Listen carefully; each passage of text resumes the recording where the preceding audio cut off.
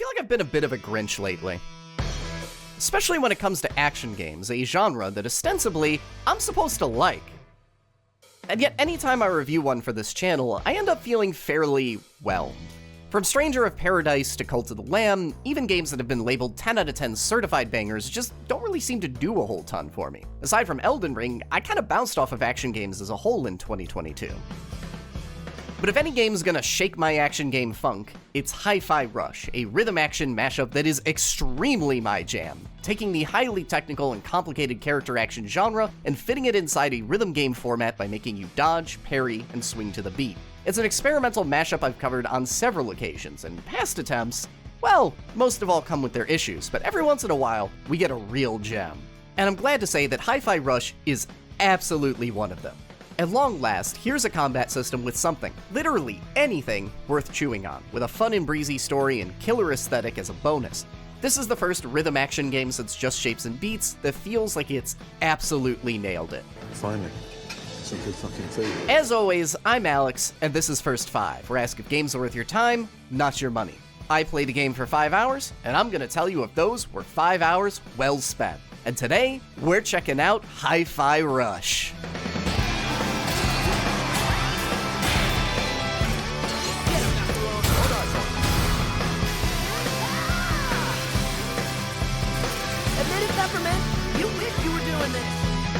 Right out the gate, Hi-Fi Rush feels great to play. If you have any worries about whether a rhythm action game can even function properly, let those worries be dispelled. It absolutely can, and it feels phenomenal. Whether this game has enough combo moves, complicated enough gameplay, or an intricate enough scoring system, someone better read in character action games can probably explain better. But as a layman, I can tell you that this game feels great to play, and it is stylish as hell. And it fixes the one big complaint I always have with so many action games, a lack of depth in your toolkit. A big reason of why I am so fed up with action games lately is that they always do this thing where they give you a giant progression tree with 10 different abilities that all do the same thing with different colored particle effects. You can smack a guy really hard with a big sword, or you can smack a guy really hard with a club, but the use case of each ability starts and ends with smack a guy directly in front of you really, really hard. And good God, the number of games that try to pass off a freeze, a stun, and a knock-up as functionally separate moves when they all do the exact same thing, or the roguelikes that try to act like doing an extra 5% poison damage is going to meaningfully affect your gameplay experience is criminal. Too many action games layer on progression trees, classes, gameplay styles, and dizzying piles of equipment, all just to give you 50 different ways to do a light attack and a heavy attack. It is all complexity without a single ounce of depth, and it is really fucking boring. And after playing way too many games like that, Hi-Fi Rush is an absolute breath of fresh air that I desperately needed, where the move list is trimmed nice and neat and every combo has some sort of design purpose. There might be 6 different ways to launch an enemy into the air, but which one you want to use depends on your situation. And while Hi-Fi Rush does work on the same light-heavy attack system as most every other game, it actually decides to do something with that system. Every combo moves you around the arena differently, with some having a lot of forward momentum, others popping you into the air, and if you pick the right one, you can avoid enemy attacks without ever stopping your offense. Some combos end with a big AoE splash for dealing with crowds, others are specifically designed to set you up to do another combo, and then you add parries, dodges, counterattacks, air combos, a grapple hook, super abilities that all in turn have their own uses, and like 5 different ways to use Chai's limited energy meter up in the top left corner. It has mini-boss enemies that force you into a climactic parry chain to finish them off, random duel sections, and bosses with unique attack patterns inspired by their theme songs. All of this is part and parcel of the character action genre, but you would be amazed how few games tap into even a single one of these ideas and just give you a light attack, a heavy attack, and a dodge, and then call it a day. And we're not even done yet! A particular highlight of the system is the ability to call in allies to smack stuff when you're in the middle of handling something else. They're great for tackling multiple enemies at once, each one has their own applications, like breaking enemy barriers, which gives you yet another thing to worry about in combat, and once you start unlocking a few special combo moves, also have these gorgeous cut-ins you can execute at the end of combos or as counter hits against a parried opponent. And just like combos, every single one of these abilities does something distinct. One helps break the opponent's guard, one knocks them up into the air to set up an air combo. Hell, Macaron gets an AoE time stop ability you can just dump on the field whenever you want. This is where Hi-Fi Rush starts trying to set itself apart from other character action games, and it's a wonderful addition to the formula. Admittedly, trying to pick the right sidekick while you're in the middle of a combo can be a lot to juggle at first, but this one mechanic introduces more interesting nuances to combat than the entirety of Cult of the Lamb. Wow, imagine that. When you put actual mechanics in your game, it's actually fun. I swear, I feel my heart grow 3 sizes every time I boot this game up. And, just in case you've forgotten, you're also doing all of this to the beat. There's an entire rhythm half to this game as well. Although, you'd be surprised how little this actually changes about Hi-Fi Rush, to the point where once you're comfortable with the game, the whole rhythm aspect is almost invisible. What's most revelatory about Hi-Fi Rush is not how it transforms the character action genre by slapping another set of mechanics on top, but rather how comfortably it fits inside of it. Combos have always had a rhythm to them. The beat has been there all along. All Hi-Fi Rush did was literally put it on screen, formalizing what was previously a set of unspoken rules you had to figure out yourself. For veterans of this style of game, I imagine that Hi-Fi's rhythm game inspirations mostly won't affect them much beyond a few impeccable needle drops.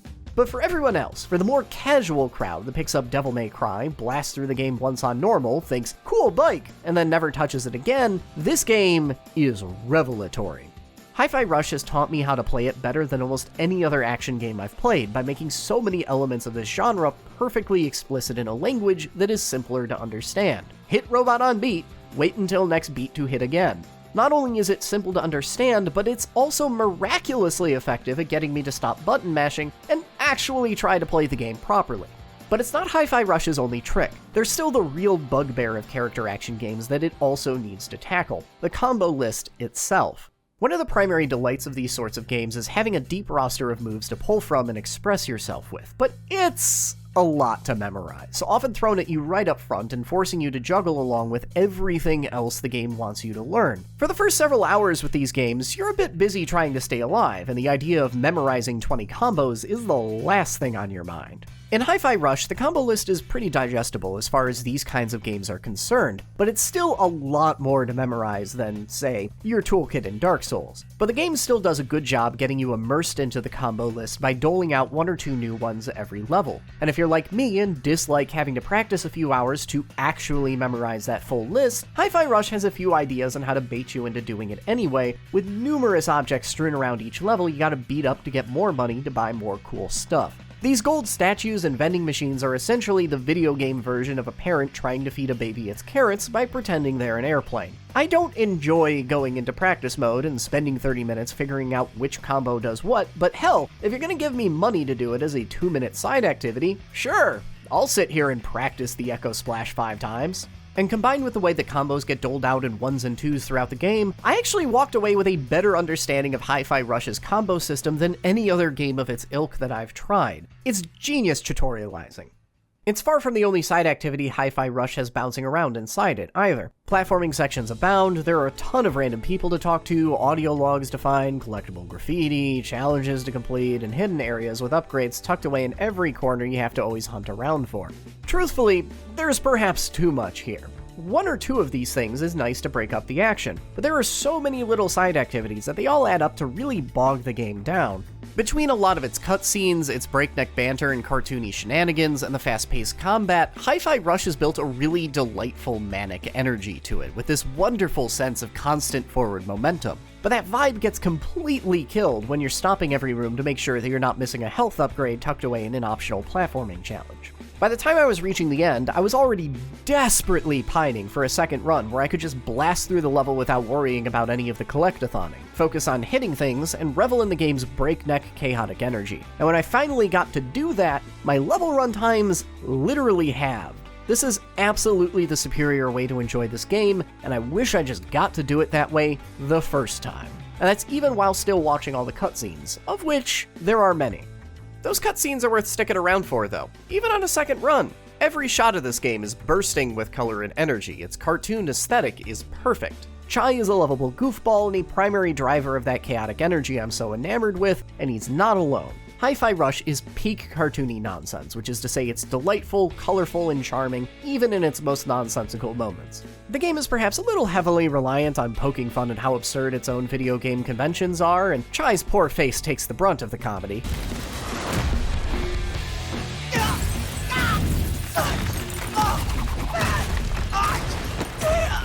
But there's some real charm here, mostly driven by its cast of characters bouncing off of each other. The game's plot revolves around Chai's crusade against the Vandalay Corporation, who gave him a sick robot arm, which is good, but also wants to mind control him, which is bad. He quickly gets picked up by hacktivist Peppermint and aimed like a missile at each of the corporation's bosses, and the rest of the cast mostly revolves around these two, with the heroes getting to bounce between banter during missions and inspirational warm fuzzies during the cutscenes, while the villains mostly get to express themselves by publicly tweeting through it as you smash your way through their base. Most of these characters can be summed up in a sentence. He's a gentle giant, he's a JoJo impersonator, and she's Scottish. But not every story needs to be a deep introspection of the human soul. Hi-Fi Rush is a pretty fun and silly time, the kind of thing you'd watch with your kid and somehow both end up loving.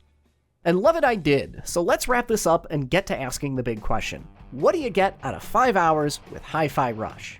I enjoyed it enough to play ahead to the credits and then some, which wound up taking me about a dozen hours, but I also had a few parts I got stuck on and stubbornly bashed my head against for an hour instead of just lowering the difficulty to get past them, so your mileage may vary. And while I think this is one you'll want to play all the way through, those opening 5 hours are a phenomenal time. Hi-Fi Rush does get bogged down in its endless list of side activities, and in that sense, this game absolutely could be trimmed into a tighter, more enjoyable package. But it's difficult to complain in the face of what a great game we got.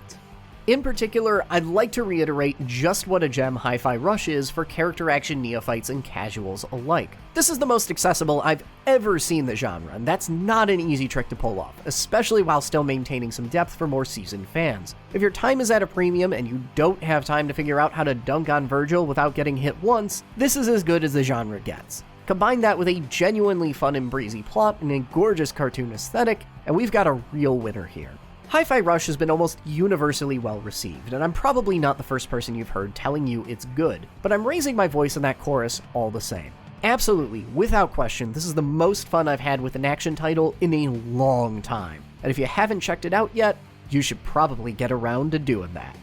And I should be getting around to thanking my patrons, without whom this channel would not be able to function. If you like the work I do, you could be right up here with them in the credits for the low cost of $5 a month, as well as in the first 5 Discord and getting video essays a day before everybody else. You can find a link down in the description, as well as right here in the end card.